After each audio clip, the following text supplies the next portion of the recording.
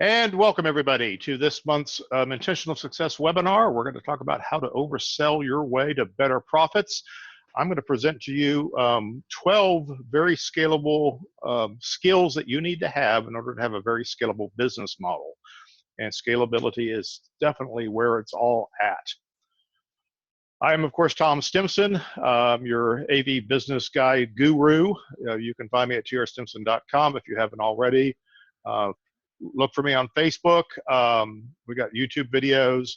LinkedIn, of course, is a great place to see a lot of articles and videos as well. Lots of different ways to connect with me. Knock yourself out. I look forward to getting to know you better.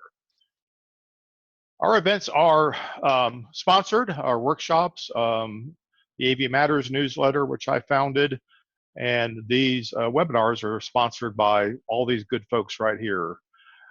So please take advantage of that relationship. Let them know that you're a follower, and ask them for a better deal. See how far that gets you. But these are great folks. They want to make sure that you get the information that you need to help run your business better. They're in it for the long run, as am I. So we thank you to all of them for making this possible. Now, let's talk about this webinar and why we actually need this webinar. You've heard me say before, and I will say it again and again, if you are not growing your business, then you are dying. Your business will die. The math bears me out on this. If you say, hey, we're really comfortable being this size, we just want to stay this size, you can do that. And you can do that for several years, in fact, but your costs are always going to increase and your margins are always going to shrink. And the reason is your payroll is going to increase, your healthcare is going to increase, your rent's going to increase. The cost of buying new equipment is going to increase. Your customers aren't going to want to pay any more money, so your margins are going to shrink. And eventually, you'll hit that point where you're not even paying yourself. If you're not growing, you're dying. I believe this fervently. I have hundreds of examples of companies that have died by not paying attention to growth. If you're afraid of growth, we need to get over it because it's part of your survival. We need this webinar because one of the dangers of putting capacity in place is that you risk everything. So if you put capacity in place before you have demand, then you're also running the risk of failure. I've got a story about some folks I worked with right at the beginning of the big recession in 2007, and they had just moved into a big fancy new building. They'd bought another $1 million worth of inventory. They were really betting on the come, and then the bottom fell out of the economy.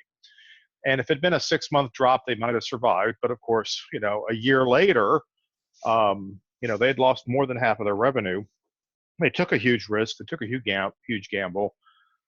They bet on the come and they failed and they died and they went bankrupt. So we want to be cautious about putting capacity in place, but we still want to oversell so we can grow our business. Now, outsourcing is only one aspect of this, and we will touch on outsourcing. But systems and processes are really what's important in all of this. So if you haven't figured it out already, this is really a webinar for operations. This is about operations. Operations is the hero at the end of the day, spoiler alert, but operations has got to do its job to allow us to oversell. So oversell has a lot of ugly connotations. And if I say oversell in the average business, I'm going to get one of these 3 reactions. Actually, I'll probably get all 3 of these reactions. I'll get the sales guys that are going, yay, we can oversell. It's somebody else's problem. I've been cut loose. I can go do whatever I want. And the operations people are freaking out saying, no, stop selling. We're too busy. And finance is going, well, there goes my cash flow. All right. Overselling has a bad connotation because we don't understand what it is and how to properly prepare for it. It is the normal part of business. Every business that grows, all business life cycles involve a certain amount of overselling in order to survive. We see overselling as consumers every day of the week. Every time you go to a restaurant, you get on an airplane, you go to a hotel, we see overselling at work. And it's possible to run a successful business and oversell. And in fact, I will argue that you have to. But you need some principles. You need some guiding principles of management to help you do this. So you guys know how much I love 3s. And of course, here's your monthly Venn diagram. The three things I want to talk about today are the no's. You need to know your capacity, you need to know your customers, and you need to know your costs. Okay, we want to know our capacity, okay, so that we can grow past it. We got to know, there's back when I was a field tech, when I was out doing shows for a living, and we all lived on the road, and we talked about this stuff backstage. We had a saying about living on the edge. Somebody would say, "Hey, well, we're living on the edge. Our business is, we're always on the cutting edge of business," and we just shake our heads and go, "Well, the only people who know where the edge is are the ones that have been over it." So if you want to be on the edge, you have to know where it is, and you don't find it till you go past it. So going over the edge, going beyond your capacity, is how you find out where your capacity is. So we want to know what our capacity is so that we can grow beyond it. We need to know what our customer is, who our customer is, so that we can stop over delivering. And we need to know what our costs are so that we can keep more of our revenue. So if you don't know your capacity, you're not going to grow. You're going to put the brakes on too soon. You're going to say, stop, we're too busy. Ooh, that hurts, don't do that anymore. And you're going to miss the opportunities for growth that will fund, the staff and the equipment and the resources that you need to handle growth better. Don't know your capacity, you won't grow. If you don't know your customer, then the tendency will always be to over deliver. All of you tell me, and I believe you, that you want to do your best work. You're great at what you do. You take care of the customers. There's nothing you wouldn't do to make sure that the show comes out well. But if you don't understand your customer, you will over deliver. And over deliver means you did something for free that you didn't have to do. Okay? It's not saying I didn't try hard enough, not over delivering. It means that you did more than is actually appreciated or necessary in that situation. And we do it all the time. And if you don't know what your costs are, then you're going to miss value. If we can't explain or understand or dissect how costs build when we make a promise and what's involved in doing that, okay, then we will miss the opportunity to present the customer a more profitable number. And if we do understand our costs, then we will promise less. We'll do everything we promise, but we won't promise quite as much, so that we will keep more of that money, not give the customer something that really isn't important to them. So these three things are critically important in everything that we're going to talk about here today. And if we get these things right and we keep putting effort into all three of these disciplines, manage these three principles, then we have the opportunity for unlimited growth and profit. Because if you can sustain this indefinitely, you can, in theory, grow indefinitely. And as soon as you put on the brakes, you're going to have a setback. All right? So this has got to be how we breathe. As management, these are the things that we need to live by so that our machine can continue to grow. Having said that, all the things I just described make a lot of people really uncomfortable. And I sit in a lot of boardrooms and I go to a lot of meetings and we talk about this stuff. And I'm used to seeing the fear in people's faces. I'm used to seeing people cringe, people get angry, people get fearful. Okay? You've got to learn to be more comfortable with being uncomfortable. You can't grow a business. You can't work the edges. You can't make more money without taking on some risk. And we have to learn to have a tolerance for risk and how to be just a little bit uncomfortable, not extremely uncomfortable, but we need to be pretty much always a little bit uncomfortable, because then I know that I'm doing something that's worthwhile. So I want to go into these three principles in a little bit more depth, because for every three principles, there's three more principles. For every one of those, there's three more principles. And I could go on for iteration after iteration and create a huge matrix of things that we need to know and understand. But I'm going to go down 2 layers, which is quite a bit for one 50-minute webinar. So knowing your capacity. There's some things that we have to be able to do to know our capacity. We have to be really good at scheduling, and we have to be really good at budgeting, and we have to be good at staffing. And those are distinctly different things. When I talk about scheduling, I'm talking about looking into the future, planning, assessing what's coming up there, I need to be good at forecasting sales in order to do scheduling. And it's not forecasting sales is, well, we have no idea what the customer is going to do. I get that. It's very often that we don't know what the customer is going to do, but we know something, and therefore we can forecast from that. So dealing with ambiguity in forecasting is one of those uncomfortable things that we have to become comfortable with. We have to be better at forecasting sales so we can be better at scheduling. That also means that we have to be better at assessing risk, whether or not we're going to make a choice about what we're going to do. Am I going to do this or am I going to do that? That's a risk choice. And our schedule and our ability to schedule help us assess risk more clearly. And then we also have to make decisions. So even if you're great at forecasting and managing risk, if you don't pull the trigger, you won't meet the needs of scheduling. You'll decide not to decide. You'll make an indecision.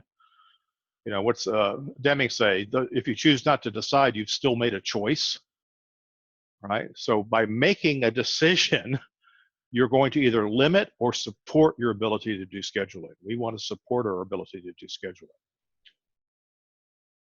Budgeting is very important. There's another word that I see faces around the table when we talk about budgeting. The budgets in particular that I'm interested in for our purposes today are your discretionary budget, your variable cost budget, and your CapEx budget. Your discretionary budget are things like, you know, the supplies and support stuff, GAC, as we like to call it, the GAC you have to buy every month to get through the month. You know, the bins you have to fill back up, the connectors you're missing, the gaff tape, you know, the carpet strips, whatever it might be, you have to have discretionary money in there, and you have to have a budget. And if I have to stop and make a decision about buying batteries when you know the only answer is yes, then you're slowing down the system, you're creating impediments to growth.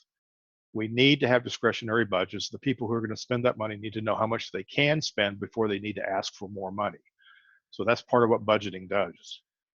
We need to budget our variable costs. When we're doing fiscal budgets and saying, okay, well, how much money am I going to make this entire year? We have to take into consideration what our cost of goods sold are, but our cost of goods sold vary depending on our revenue volume. If you have a really busy month, and we all know what that means, it means all of your shows stacked up on the same 7 days, you know, your costs are going to go up very high. It's going to be a very uncomfortable month because your variable costs go way up. If we have a budget for variable costs, then we know when we're maxing out, we know when we need to outsource, but we also know that we have money to recover on the weeks or the days when we're slower. So budgeting for these variable costs and knowing what triggers it and when I can reduce it, when I need to spend more. In other words, if we understand the scalability of our direct costs, our variable direct costs, then we can do a better job of selling beyond that capacity or maximizing our utilization when we're slower. And then CapEx is important as well, because sometimes the things that we need to buy are capital purchases. We're going to, on the books, pay for them over time through depreciation, but short term, I'm going to actually pay out cash, or maybe I'll take on a lease. So we need to be able to budget CapEx, because CapEx will affect our available capacity. So if we need to increase capacity, we can either outsource or sub-rent everything, or we can buy everything, but probably we're going to do something in the middle.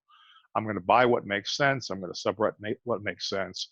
So I need to know what that budget is so that I can make decisions based on my forecast and my schedule, right?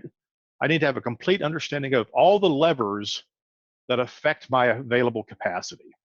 And how can I increase my capacity short-term and long-term? And the third thing I want you to focus on in understanding your capacity is staffing. Because most of you know that your problem is not running out of gear. We can always get more gear. We have lots of great suppliers who will give us more gear. You do business with each other. Gear is not hard. People are. You're not really out of capacity in a healthy company until you run out of people. And if you run out of people too soon, then you cannot scale. So your ability to staff has to go way beyond your perceived or your self-talk about capacity, because that staffing force, whether internal or external, is variable. There's lots of things that you cannot control in staffing. So to be good at staffing, it starts off by having a deep bench. This is freelancers. These are other companies that you can call and bring in people. It's knowing when to get a tech with the gear that you're sub-renting. All of these things are reflective of how deep your bench is. And a deep bench isn't just resources, it's also a mindset. It's how do you think about business? How do I figure out a way to get things done? Onboarding is very important in staffing, because if you're good at onboarding, for instance, a new employee, you can make that employee more effective more quickly, whether that's training, it's orientation, it's putting them on jobs where they're set up to succeed instead of risking failure. The same thing applies with your outsourcing. If you're outsourcing freelancers or subcontractors, other companies, how you onboard them also affects your ability to keep up with the staffing, which allows you to sell beyond capacity. And the third thing about staffing and remember, I said you need to be comfortable with being uncomfortable.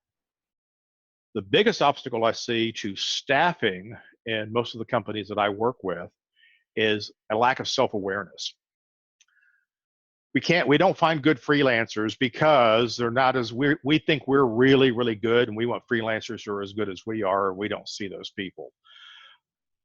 Whenever I find myself dealing with an organization that's telling me how good they are, and therefore they can't find good people to outsource, I know I'm dealing with people who are not very self-aware. There's always good people out there. There's always someone who is better than you.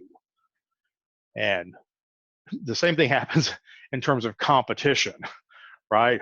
Are you better than your competitors? And everybody will say, oh, absolutely. I've never had anybody say they aren't. But the fact of the matter is you have competitors that are much better at this business than you are, and we can be learning from them. So that lack of self-awareness creates an obstacle to deepening the bench. It creates an obstacle to outsourcing, which is often insurmountable.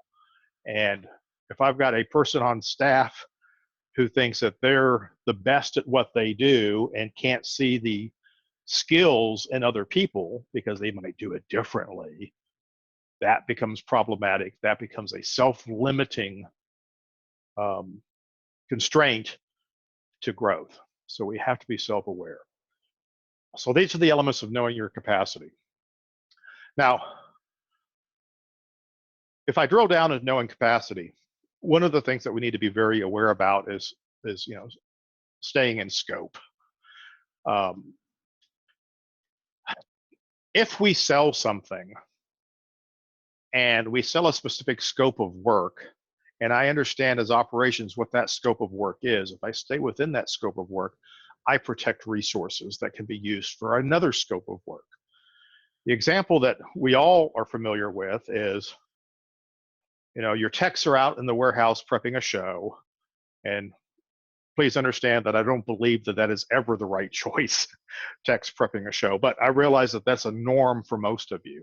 Your techs are out there prepping a show. They don't have insight into all the other shows that are going on. They see a piece of gear on the shelf. They go, well, it's just sitting there. Why don't I take it? Or the project manager or the salesperson, procures that piece of equipment, reserves it in the system for no revenue because, oh, it will help the show will go better. We do this with people, we do this with equipment, we do this with resources, we create drawings when we don't need drawings, we do detailed CAD layers when all we need to do is walk in the ballroom and point at the ceiling. And all of these things are typically exceeding scope, and that's resources that are being taken away from other projects. You can do more work if you didn't spend so much time over delivering in the little bit of work that you have.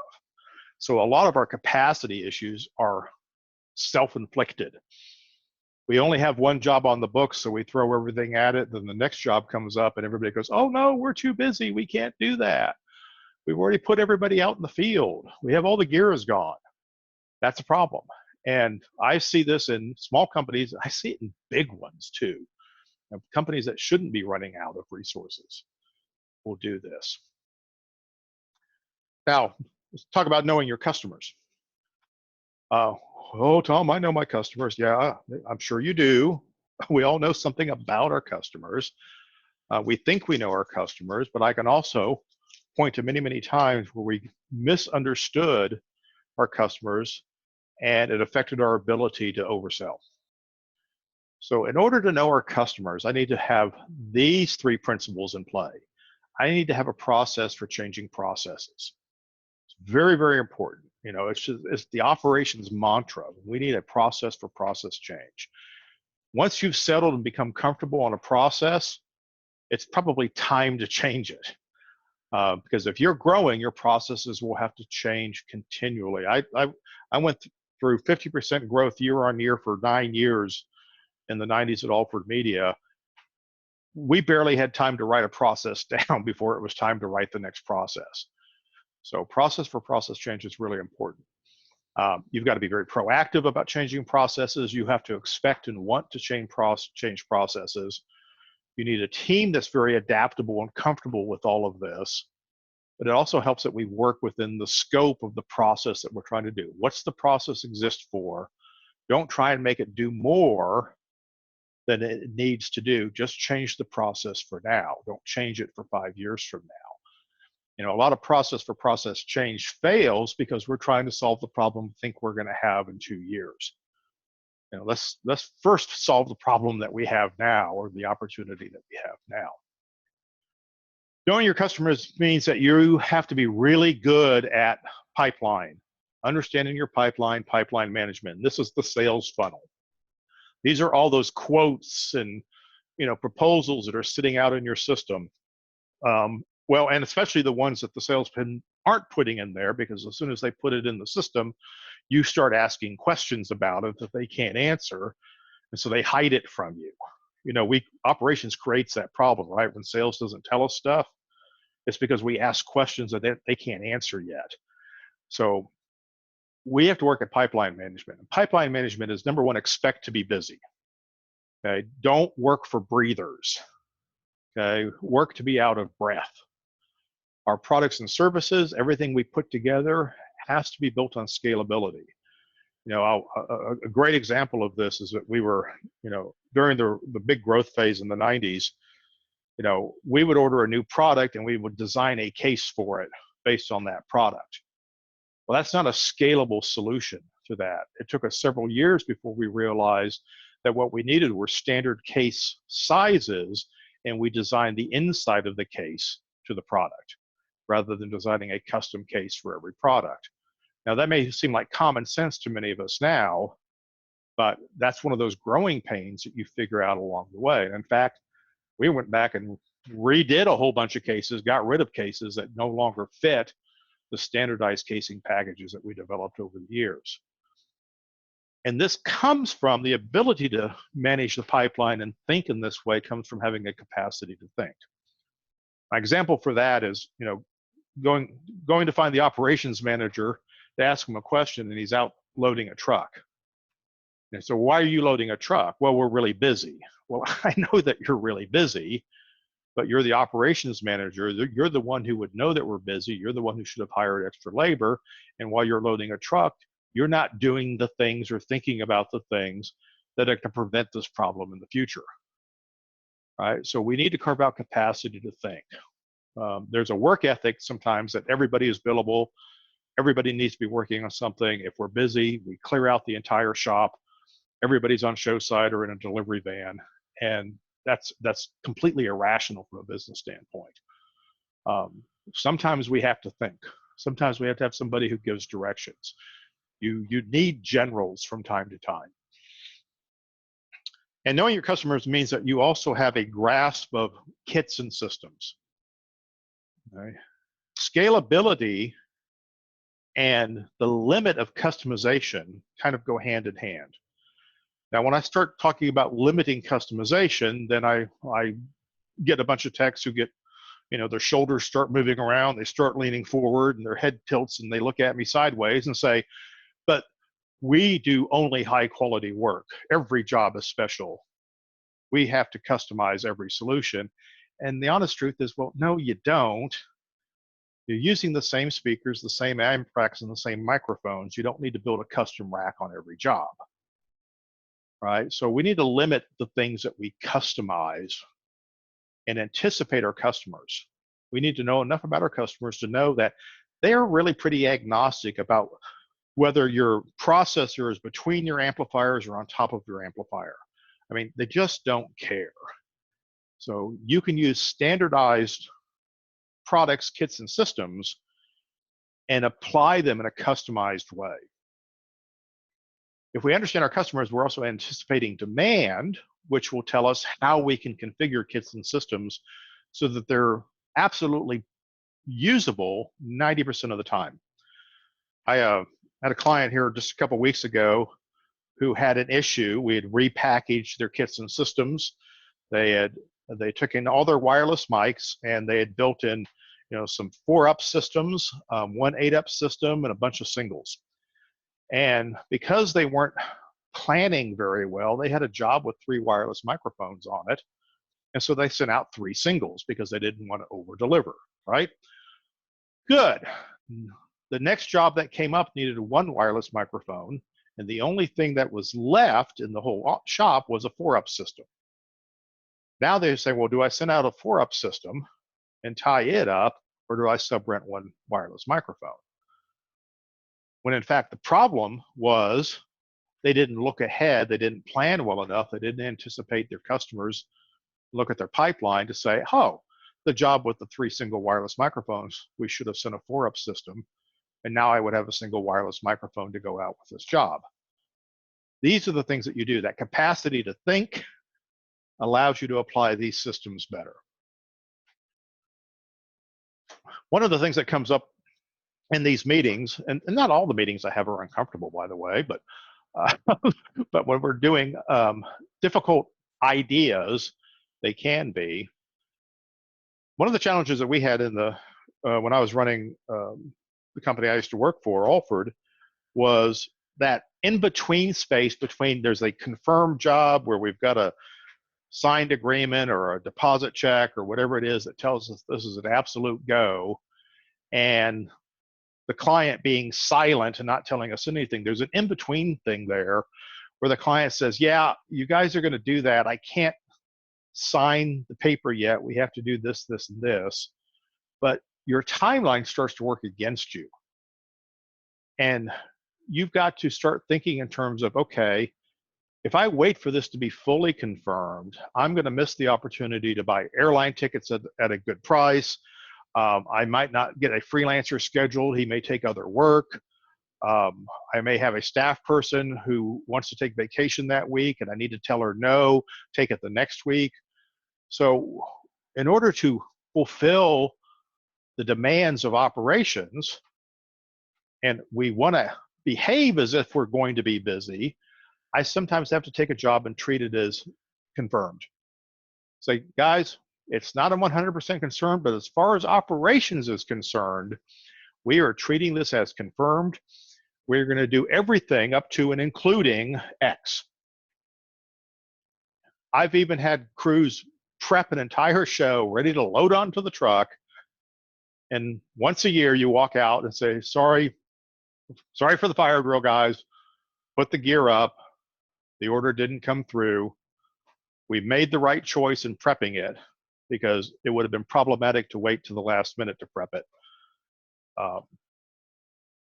That's a better outcome than creating the chaos and the risk of mistakes of prepping it at the last minute. So that's just one way of leveraging your knowledge of the pipeline and your ability to think about your capacity wisely, understanding who your customers are. Now, knowing your costs are important in all of this as well. The 3 most important things and to know your costs and keep a good grasp on your costs are PO compliance, centralized purchasing, and outsourcing. I'll talk about all 3 of these things, but I will tell you, I don't care how big or small you are, mean, unless you are a one-man band, in which case you're doing all of these things, even a company with 5 employees can follow what I'm about to say and should. And the sooner you do it, the better off you're going to be. So if you want to know your costs, do a purchase order for everything. Okay, purchase orders provide transparency. Other people can see what you are doing. We can keep track of what things cost. We can start to identify where our pricing might be off because our outsourcing costs seem to be rising. Or it might just simply tell us I need to outsource better. I need to find somebody else to buy from. So we need reporting out of that. It provides a certain amount of discipline, which increases communications. Communications is in everything I'm talking about today, but PO compliance, when I have companies, clients who have trouble communicating, and that seems to be a huge trigger point for them, I often find out that they don't have any sort of open PO system where everybody can see the purchase orders and understand what's going on. Okay. I see your questions coming up. Keep typing in questions as you go. I see the couple up there where we're going to answer those as we get a little bit further down the road here. The transparency in PO compliance is invaluable. You will learn a lot about your costs simply by making it available for everybody to see. Central purchasing, if you have a company with 3 project managers, and each project manager by design is supposed to manage their own sub-rentals, they go into the system, they reserve equipment, they talk to each other, they make some trades on who gets what. That's all fantastic. But if they all 3 go out and independently make purchases, okay, one, it's not scalable. It's very hard to grow because you're limited by those project managers. And what are the jobs that don't have a project manager? How do those get taken care of? And I lose cost control. So if I want to have consistent outsourcing, I want a good solution for everything, I need to test lots of different vendors. If I want to keep my costs in control, I need to leverage my buying power and making sure that I got more than one place to purchase things. And by sharing services, I increase capacity elsewhere.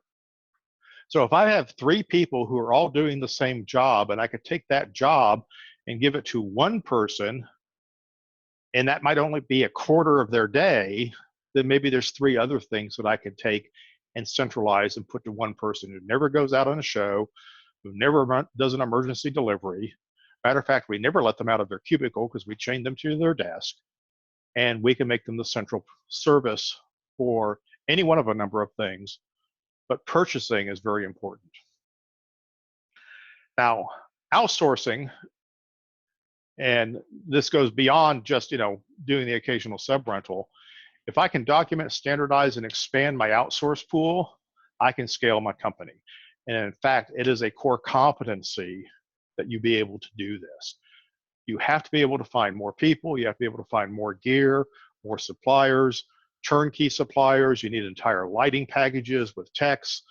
You need drawings, all the things that you need to do to say yes to another job, okay, come from outsourcing. You have to be really, really good at it. And in the process of doing that, you're also going to be very good at managing those costs.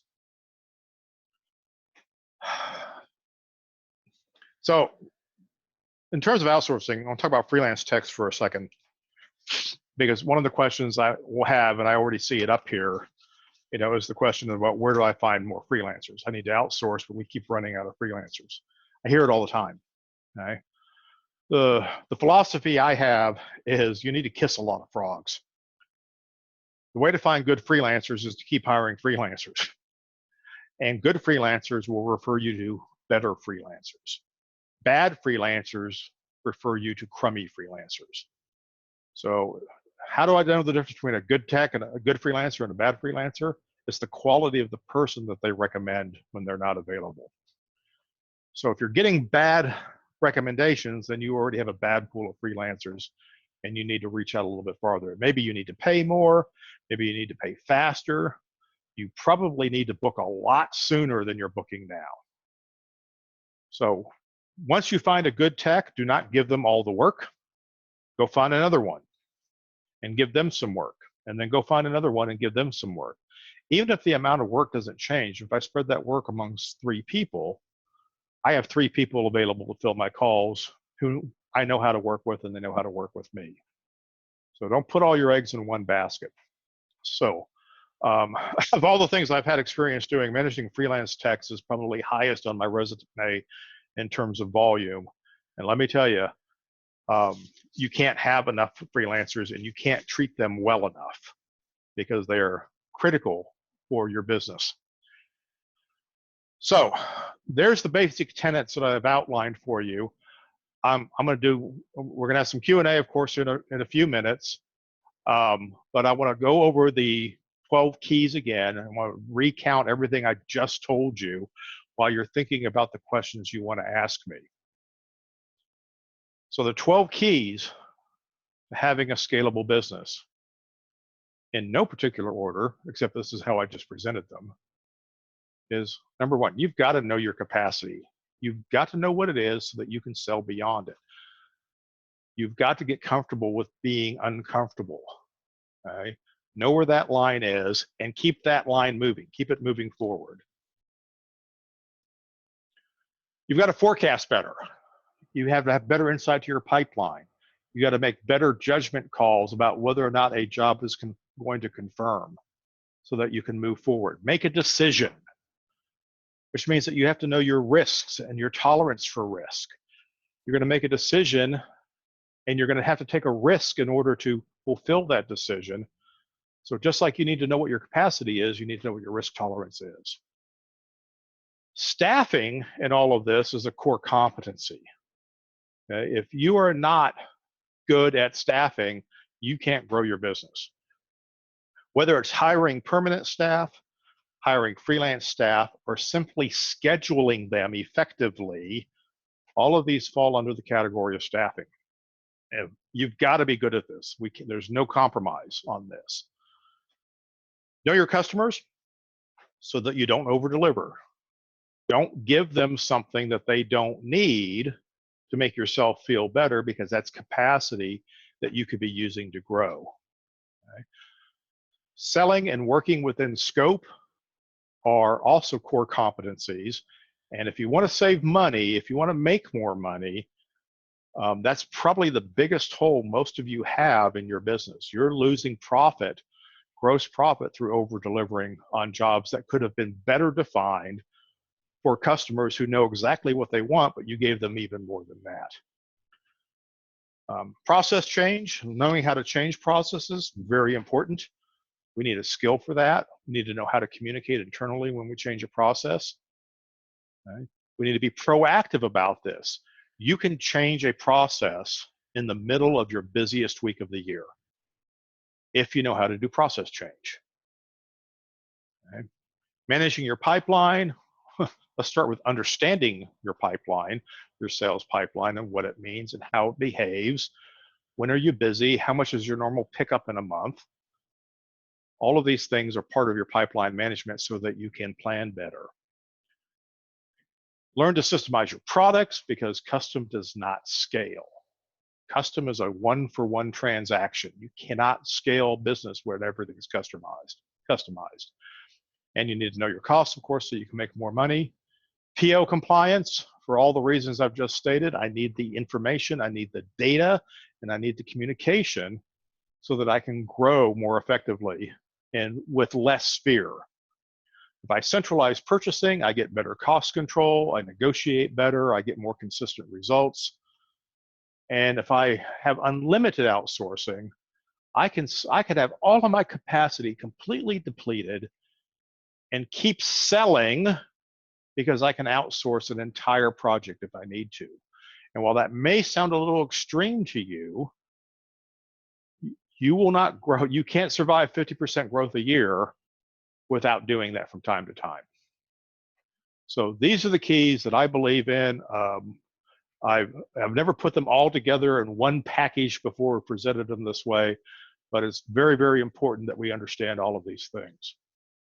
So keep the questions coming. I want to talk about next month's webinar, because surprise, this is another operations webinar, and we're going to talk about where all these people come from. So Never run out of great people again. Your most important asset isn't people, it's finding them.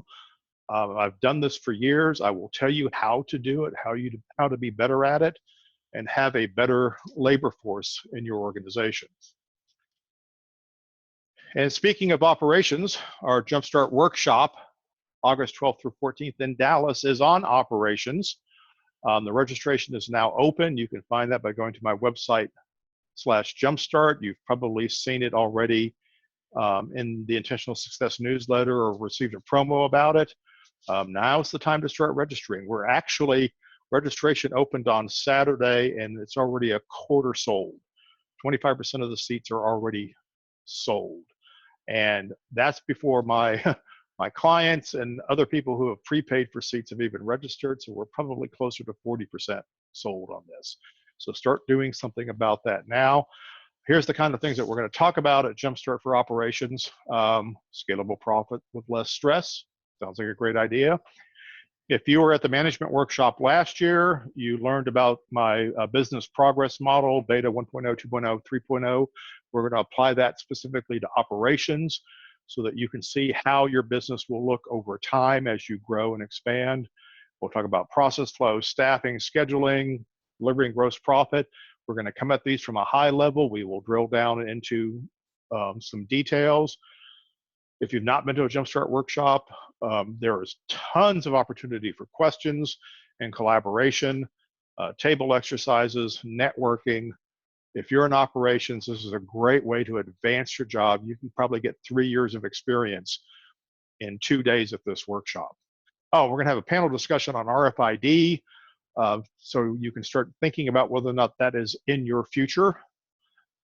And another shout out to our sponsors. Thank you, folks, for making this possible. And finally, we can answer some questions. So feel free to stick a few more in there. I want to start with this question because it came up earlier. It says, how would you treat the costs associated with treating it as confirmed? Well, they're a sunk cost. I mean, obviously, they're a job cost if the job confirms.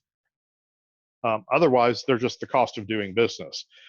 That's like asking, well, I just bought this cable. You know, what do I do with it? You know, what's the cost for that? So treating as confirmed is a cost of doing business. If you're a beta or 1.0 company, it's just cost of goods sold that has no revenue associated with it.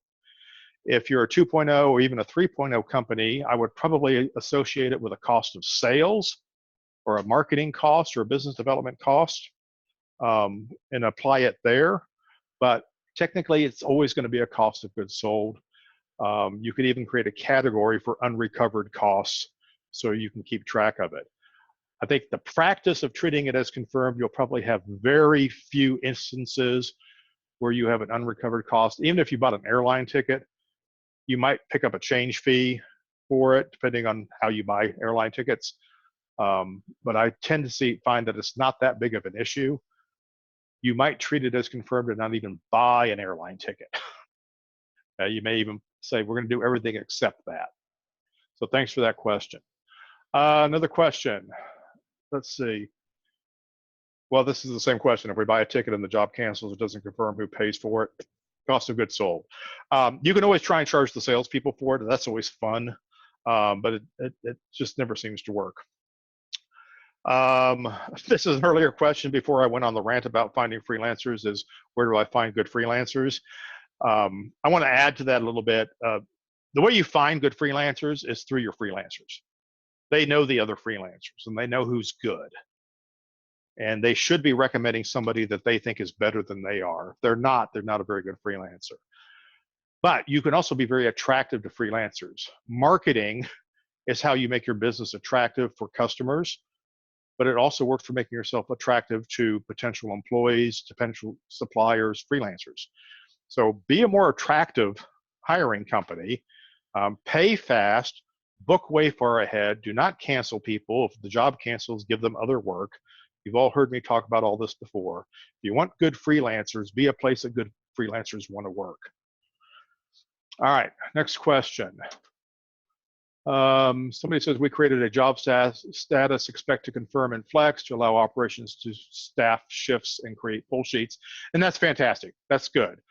Most of your software will adapt to what you're doing.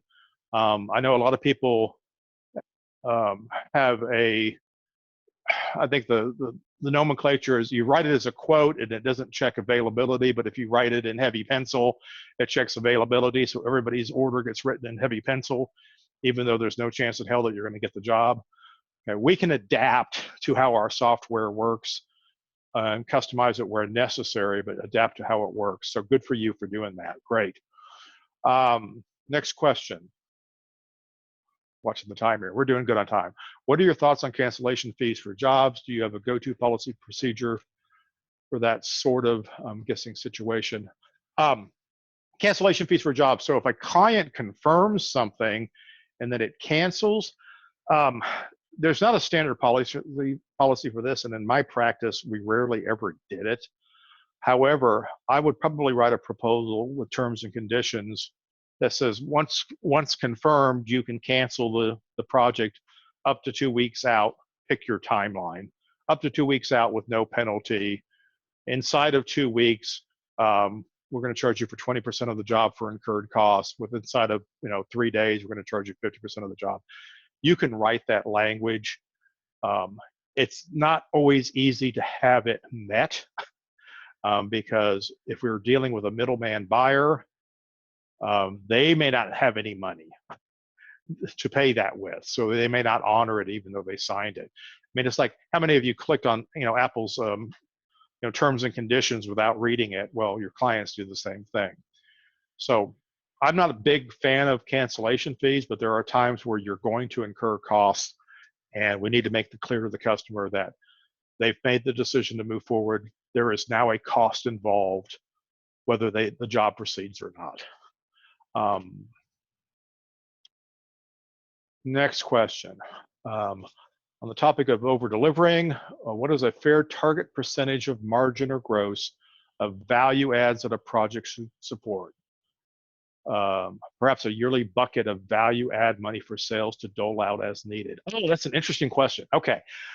So the idea is that value add are the things that we can put into a quote to comp, and that, can salespeople have an allowance about the number of things they're allowed to comp? That's an interesting way to approach it. Here's my philosophy. Value add just means free. So do we have permission to give things away for free? Or would it be better if we had permission to negotiate within a range of gross profit? So if my target for a salesperson is to deliver a gross profit that's above 30% per se, then I can be pretty agnostic about what they decide to charge or not charge the customer for. This is the free floor mats that you get with your new car. They're not free. You paid for them. It's just something the salesperson was allowed to give you for free. So I would be working more on the terms of what's the margin that they need to make. And everybody's margins are different. Everybody's definition of gross profit is different. So what I call the term I use is floor gross profit. Here's the minimum gross profit you need to make in a month like this, because floor is seasonal. I will accept a much lower gross profit in a slow month. I expect a higher gross profit in a busy month. And I would work from that. I tend to get away from the idea of discussing value adds, because to me, again, value add just means free. We don't do value adds. We deliver great service to every single customer within scope. We meet their needs and expectations. Value adds are another way of salespeople to not get good definition of customer expectations. If we have a good definition of customer expectations, we do not need value adds. We simply need defined value. So that was a long roundabout answer. Thank you for asking that question. And we're still rolling on questions here. Job cost analysis. How would you calculate the cost per day of hire items so you can calculate the profit? I'm not quite sure I understand what that means. How would you calculate the cost per day of hire items so you can calculate the profit? So margin, I mean, I'm not sure if you're asking a margin or markup question, but margin is, if I rent something to the customer for $100 a day and I have to sub-rent it and it costs me $50, okay, then I made a 50% margin. However, if I need to calculate what I'm going to charge the customer and it costs $50 a day and I mark it up 20%, I'm going to charge them $60 and I'm going to be an idiot because you just made no money. So my rule of thumb is that if I sub-rent something, if I'm bringing something in from the outside as a service, because it's not just the product, it's all the stuff it took to get it there, incorporated in your system and all that kind of good stuff. My rule of thumb is just double the price and there's your retail.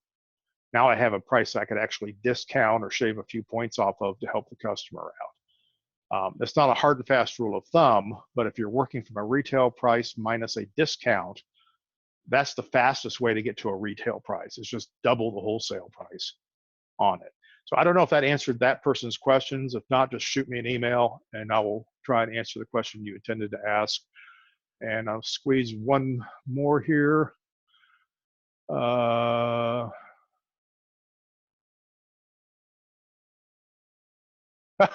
Yeah, well, I had a couple people share some thoughts and everything. All right, let me scroll down here. All right, I got one question here and I'm saving this one for last because it's a big one.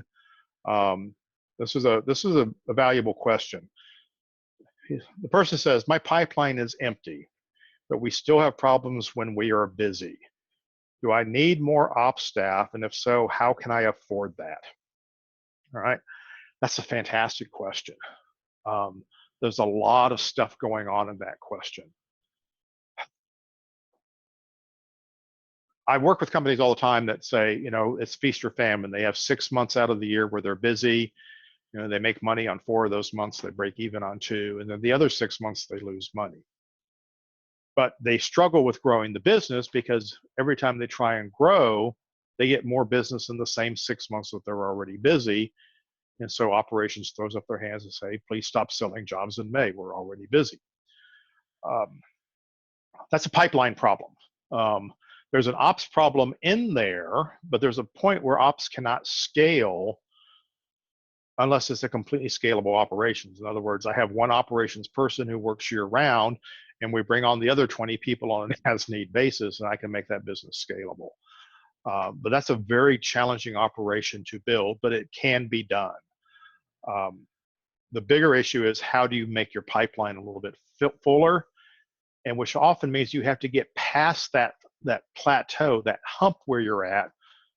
My guess is that the person asking this question, their company was probably a lot more profitable when they had 30% less business, and it scaled better. But then they got busy and they added staff to help deal with the busy months instead of outsourcing. So they added operational overhead, but they didn't add permanent sales. And so they overreacted to a short-term demand.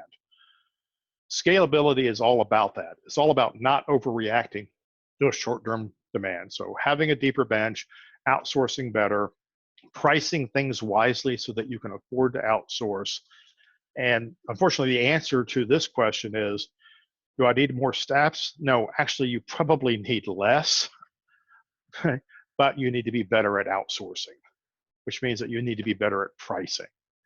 But that's all really hard to do if you don't have a sales pipeline and you're just trying to win every job that comes your way and you're selling on price. And that, unfortunately, is what I call the death spiral.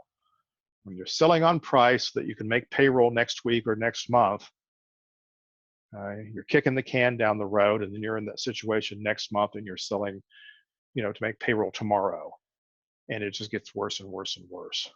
So the key to that, the secret to all of that, is don't get into that situation in the first place, which is probably the best way to summarize today's webinar. Don't get to that situation in the first place. Learn how to scale your business very early on. Okay. Well, you guys have been hanging on. That's great. I had one more question pop up. I'm going to take it. The question is there a formula to reach a higher price for hire, H-I-R-E, for your stock inventory, or is it dictated by market conditions? So how do I calculate the rental rate of a product? It is dictated by market conditions. For those of us who have been around for 2 or 3 or more decades in this business, there was a time where the higher price or the rental price was dictated by what it cost us. We didn't have a lot of competition. Customers had very few choices about where to get products from. We just made up pricing. Today, there's a market price for everything. And there's not only a market price or a market condition. So I always I tell my clients to work from wholesale price, find out what your wholesale cost is, and add enough margin to that you can afford to outsource and still make 30 points, which is not 30% markup, by the way. If you want to make 30 points on something, then you're going to have to mark it up almost 50% in order to do that. So, but definitely look at the market price and then market conditions. So market conditions have to do with time of year, but also certain types of products are affected by condition. Right now, LED is real popular. LED prices are going up. Next week, lighting prices are going to go down because there's a glut of lighting in the market. So those are market conditions that will affect your pricing and what you can get for things on a rental basis. If you're selling events, projects, and shows, obviously you can blend all of those things in there and just sell the margin on the show as a whole package and not get into dictating individual line item prices. So quick summary, and I'll let you go. The only way to grow is to sell more than you did before. But if you add capacity before there's demand, you're behaving irrationally. If you know why customers buy from you, then that will reduce your tendency to create unneeded capacity. Understand why they're buying from you, and you won't make capacity that's not needed. And understanding your costs, a realistic, rational understanding of what things really cost allows you to outsource more profitably so you can say yes more often. If you can't afford to outsource a job and make money, you priced it incorrectly. There's no two ways about it. The market dictates the price. So thank you guys. I appreciate you staying so long. We will have the recording out to you tomorrow, and have a great rest of your weeks. Let me know if you got any questions. Take care. Bye-bye.